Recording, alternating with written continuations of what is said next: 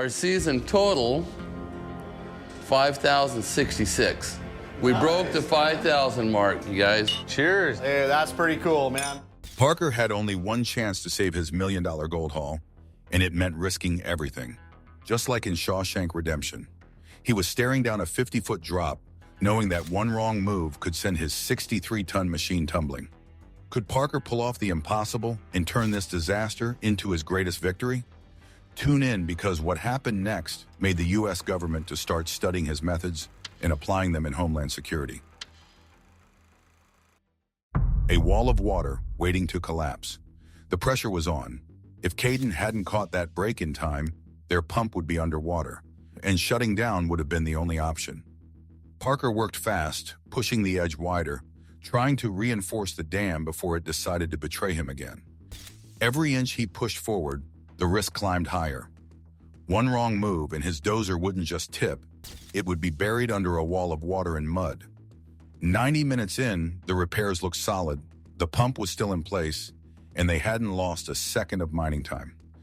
Crisis averted, at least for now, but Parker knew this wasn't the end of his headaches. Before we dive into this, it's clear that Parker's battle was far from over, and what happened next was even more dangerous than anyone could have predicted. Days later, another problem reared its ugly head. If Caden hadn't caught it, that pump would be underwater by now and we would be shut down.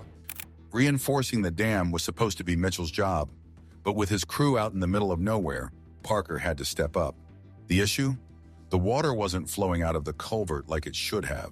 A simple miscalculation meant the angle was off, and now the whole system was backed up. If he didn't fix this, the dam could burst again, and this time, the damage could be even worse.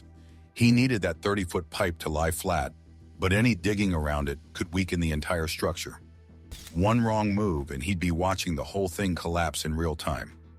As if the situation wasn't bad enough, Parker had to climb out over a drop that could make even the bravest guy think twice. One wrong step and he'd be tumbling down, probably with half the dam coming with him. He reached the clogged end of the culvert and found the culprit. A mass of moss and debris packed in tight, blocking the flow. It felt like something straight out of a movie, like he was tunneling his way out of some high-stakes prison escape. Except instead of breaking free, he was trying to keep millions of dollars in gold from washing away. He got to work, clearing the blockage, and finally, water started moving again. If that didn't do the trick, nothing would. With the culvert open and the water flowing the way it should, the entire operation was moving again without delay. No water backing up, no machine sitting idle, just full steam ahead. And that meant one thing, more gold. And not just a little gold, but a haul big enough to push them closer to the biggest season they had ever had. Here we go. Last cleanup of Ken's. We got 40, 60, 80, 90. Well, there we go, 93.25. Every hour counted, and every bit of dirt ran through the plant brought them closer to their goal. The past week had been one of the hardest they had faced. The long days seemed endless, the risks piled up, and exhaustion hit harder than ever. But none of that mattered when they saw the results. Lucifer had been running non-stop, grinding through the last bit of dirt from the El Dorado, cut for 40 straight hours.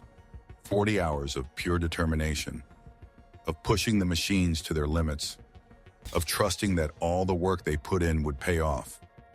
And then came the moment of truth, the final cleanup. Everyone gathered around, eyes locked on the mats, waiting to see what all that effort had produced. And when they saw it, they could hardly believe their eyes. 93 ounces, in just one run. That was more than $1 million worth of gold in their hands. More than enough to prove that every hour of work, every tough call, and every risk they took had been worth it. But that was only part of the story. While Lucifer had been grinding away, Big Red had been doing the same in the money pit. The work there hadn't slowed down either, and when they finally tallied up the gold from that run, it was enough to take their breath away. More than 200 ounces in just 7 days. Not a bad little run there. That's sweet. Lucifer is the same situation, has 400 ounces there. And a bigger thermos. And a little bit bigger thermos. Here we go, ready?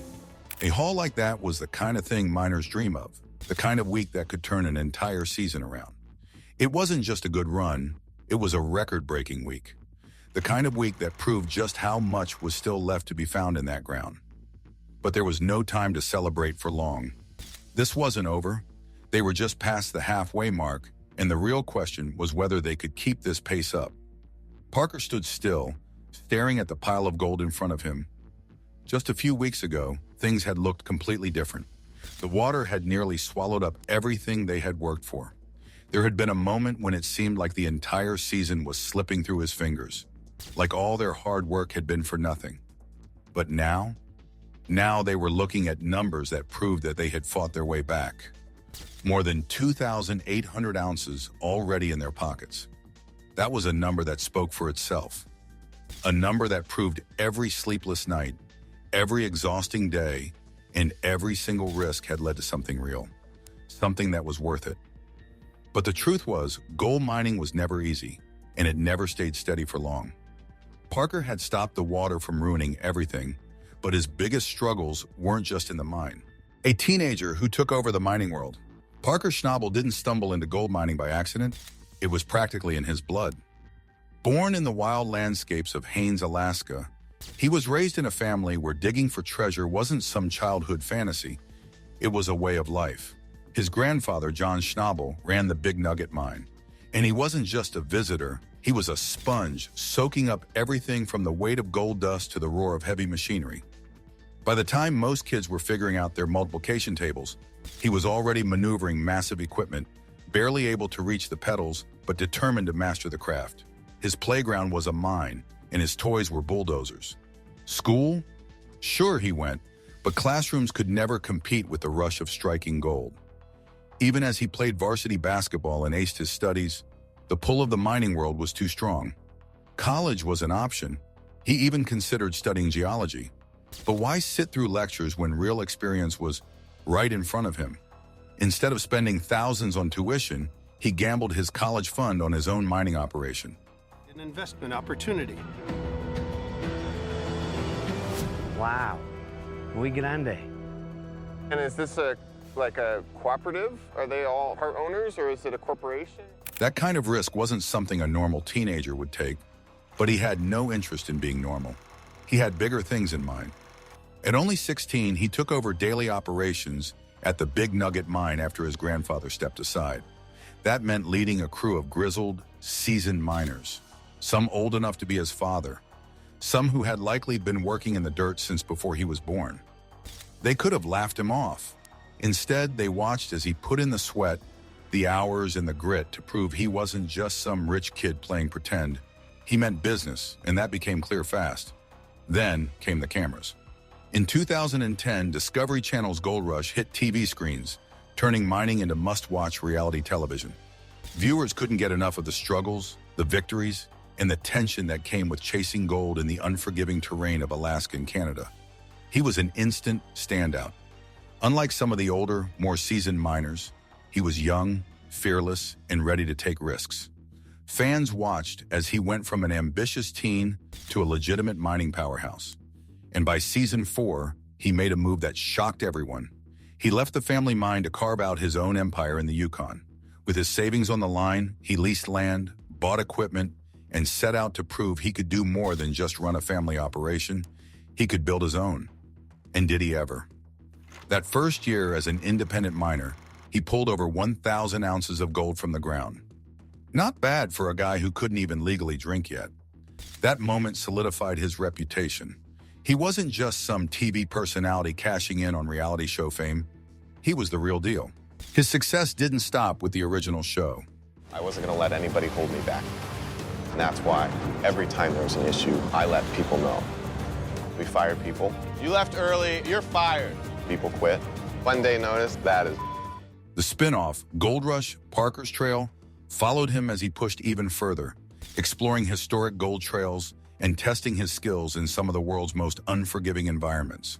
From Canada's treacherous Klondike to the remote jungles of Papua New Guinea, he was determined to prove that mining wasn't just about luck, it was about skill, determination, and sheer force of will. But success comes with its own price.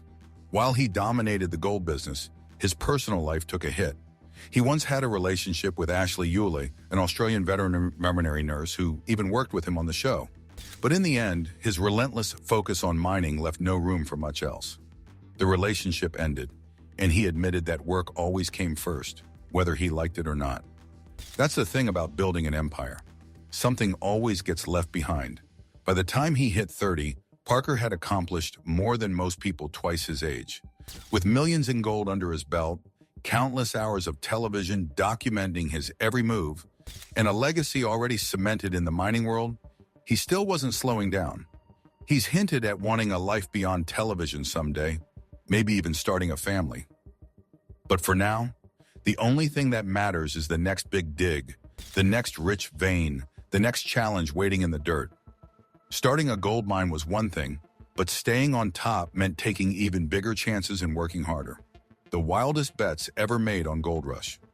Gold mining isn't just about striking it rich, it's about grinding through mud, fighting bitter cold, and sometimes barely making a dime. Gold Rush sells the dream of a lucky break, but most of the time it's just backbreaking work, mechanical failures, and stress. Over the years, the show has thrown us plenty of dramatic moments.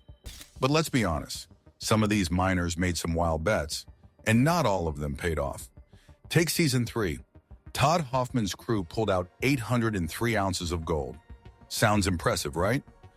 But let's not forget their past disasters. Compared to their earlier failures, this haul, worth over $1.2 million, was a massive win. Meanwhile, young Parker Schnabel scraped together 192 ounces, showing he had some serious potential. And Dakota Fred? His team managed 163 ounces. Not bad, but nothing game-changing. Then came Season 4, when Parker took the risk of leasing Scribner Creek. That gamble paid off in a big way. By season's end, he had mined a whopping 836 ounces. But he wasn't done. Partnering with Rick, he added another 193 ounces, smashing Todd Hoffman's record and proving he wasn't just some rookie kid.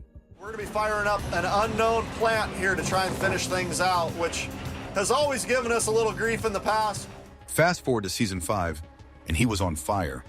2,538 ounces of gold later, his bank account was looking very healthy, just shy of $3 million.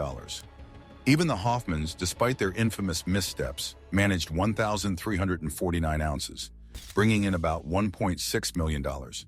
It was starting to look like they'd finally figured things out. By Season 6, we got a new player in the mix, Tony Beets. The Beets family went old school, using a refurbished dredge to mine 737 ounces. However, the unstoppable force that had dominated the show stacked up 3,372 ounces, nearly $3.5 million worth of gold. The Hoffmans? They weren't far behind, raking in 3,032 ounces, just topping the $3 million mark. Season 7 brought even bigger numbers. His crew walked away with over 4,300 ounces, smashing records and hauling in over $5 million. Meanwhile, Tony Beets and his dredging operation pulled in just over 2,100 ounces. While still impressive, it was clear who was leading the charge in the gold game. Then came Season 8, where the bar was raised yet again. His team's efforts led to 6,280 ounces, making them $7.5 million richer. Tony Beets wasn't doing too bad either, pulling out 3,659 ounces, valued at around $4.3 million. At this point, it wasn't just about winning, it was about domination.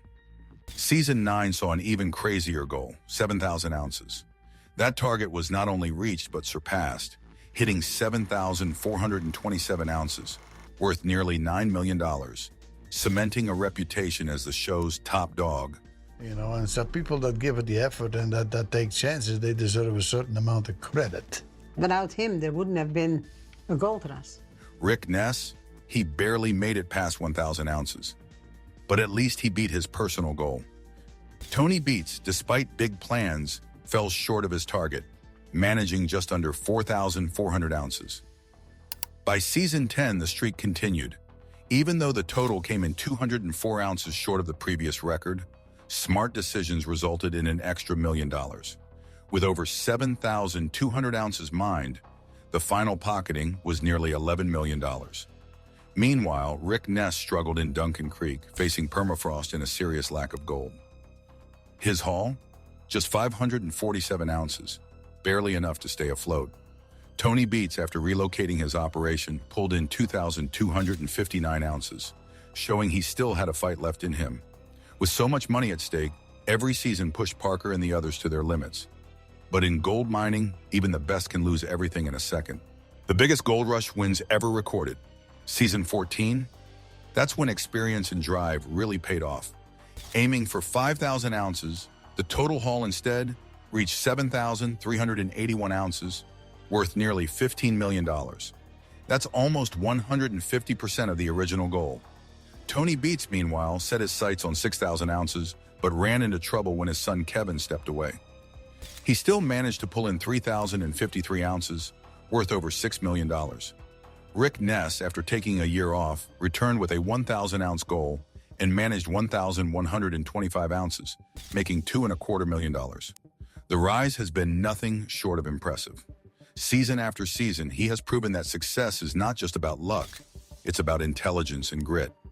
In Season 9, gold worth over $8 million was pulled from the ground. In Season 10, cutting out the middlemen and investing in smarter operations added an extra $1 million to the total. The numbers speak for themselves. Gold mining is not as simple as digging in the dirt and hoping to strike it rich. It's wildly stressful, waiting to find out if you're going to make it back. And Did we? I think it's close. Gold Rush, Parker's Trail has taken fans beyond the main series, showing what it's really like to search for gold in different parts of the world. In one unforgettable episode, the crew traveled to Australia to learn about the legendary Welcome Stranger, the largest gold nugget ever found. But the trip wasn't just about finding treasure. It was about understanding how mining works in other parts of the world. Every region has its own challenges, and the methods miners use can mean the difference between success and failure. Mining for gold is not just about excitement and big wins.